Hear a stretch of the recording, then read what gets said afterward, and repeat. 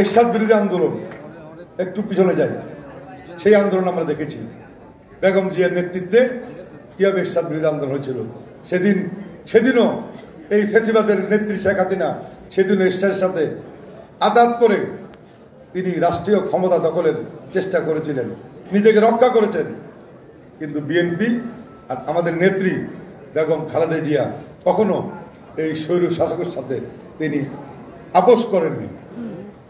বিগত 16 বছরও তিনি আপোষ করেননি, জেল কেটেছেন, নীরবে নিশ্চয় হয়েছেন, নিজের সন্তান হারিয়েছেন, 2টি সন্তানকে দিয়ে হারিয়েছেন। একটি সন্তানকে মৃত্যুর দিকে ঠেলে দেওয়া হয়েছে, আরেকটি সন্তানকে বেগম জিয়ার বুক থেকে সরে সেই সুদূর অনেক দূরে তাকে অবস্থান করতে বাধ্য করা হয়েছিল। আমাদের জীবন থেকে এই 16টি বছর এই ফ্যাসিবাদরা কেড়ে নিয়েছে। এই 16টি বছর আমরা ঠিকমতো পরিবার পরিজন নিয়ে আমরা থাকতে পারিনি।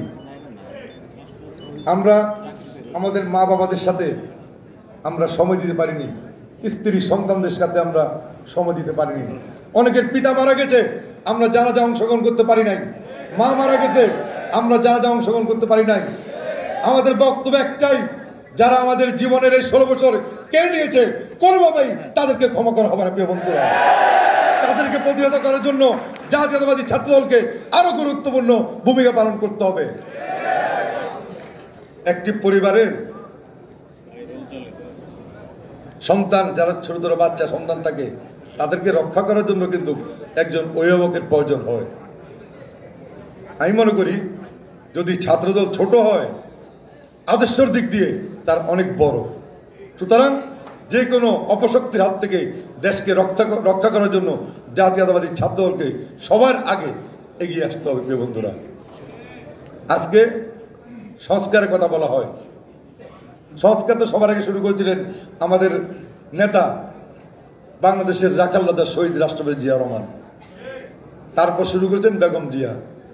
আর এখন এই খুনি হাসিনার দ্বারা যেই বাংলাদেশের রাষ্ট্র কাঠামো ধ্বংস করা হয়েছে, সেটাকে পুনর্গঠন করার জন্য, আগামী দিনে বাংলাদেশকে একটি সুন্দর বাংলাদেশ প্রতিষ্ঠা করার জন্য আমাদের নেতা, আমাদের দলের ভারপ্রাপ্ত চেয়ারম্যান তারেক রহমান আরো 3 বছর আগেই এই সংস্কারের জন্য 31 দফা তিনি ঘোষণা করেছেন। সুতরাং আজকে যারা বলছেন সংস্কারের কথা, তারেক রহমান এটা 3 বছর আগে বলেছেন।